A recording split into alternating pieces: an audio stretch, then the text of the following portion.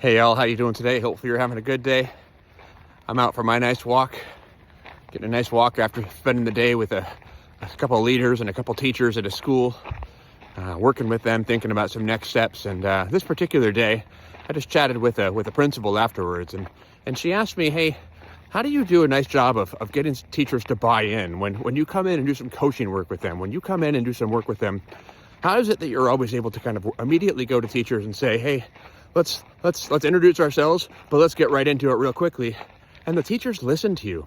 How do you do that? Because we've had some coaches in here, we've had some other associates, we've had some other consultants come in, and they haven't been able to make that much of an impact that quickly as you're able to do that. And so I shared with the principal, saying, hey, here's something that I learned a number of years ago, and something I would definitely recommend you do, or your coaches do, or really who's ever working with the teachers, even if we're having like co-teachers work together.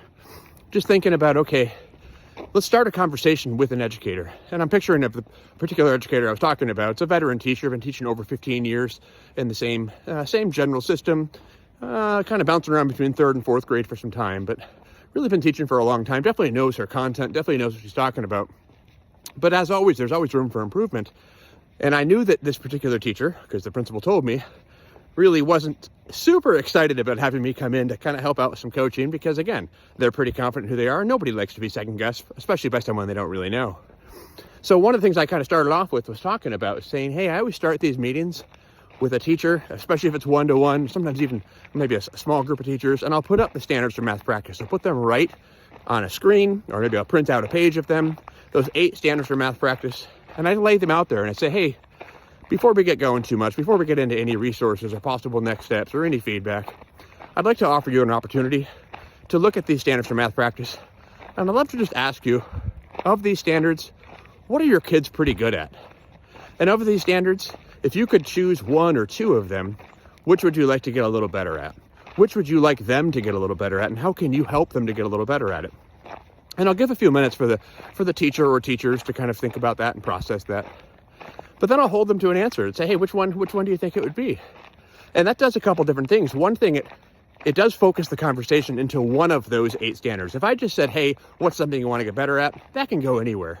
But if I focus on those 8 standards, pretty much every math teacher I've ever worked with has seen those standards before, or at least can read them through and say, okay, yeah, I want to help students with making sense of a problem, or I want to help students model with mathematics, or one of those standards. And any one of those was ones they've probably seen before in some format.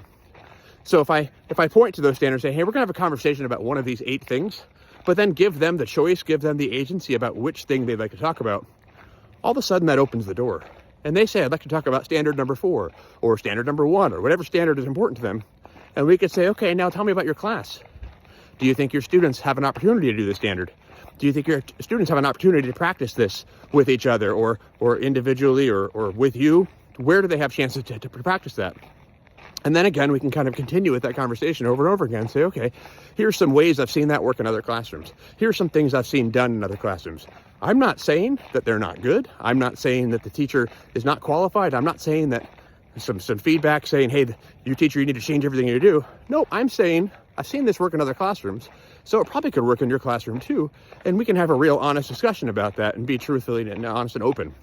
So that'd be the recommendation that I would have, is saying, if we're having a hard time making a connection with a teacher, or we're worried about making a connection with a teacher about how are we going to layer feedback, or how are we going to plan to kind of think about those next steps, knowing that teacher may even have more experience than I do, or experience in a particular area, a nice, easy way to do that is put those standards for math practice right there on the table, and then say, which of these is most important to you?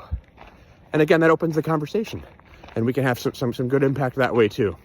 So let me know if that works for you. If you have other ideas, please feel free to reach out, and we'll talk to y'all later. Have a good one.